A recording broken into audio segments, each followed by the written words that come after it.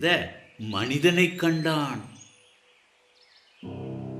காட்டின் மறுபுறத்தில் இன்னும் பெரிய சிறந்த மரங்கள் உண்டு. நரி அவனிடம் சொன்னான், எங்க எங்க எனக்கு காட்டு என்றான் பேராசை கொண்ட மனிதன்.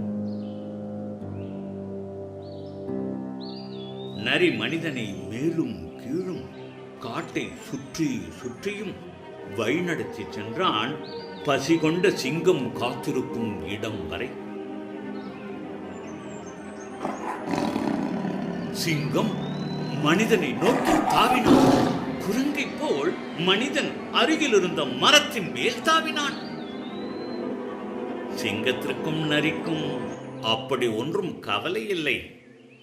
மனிதன் தப்பிக்க முடியாது என்று அவர்களுக்கு தெரியும். எப்படி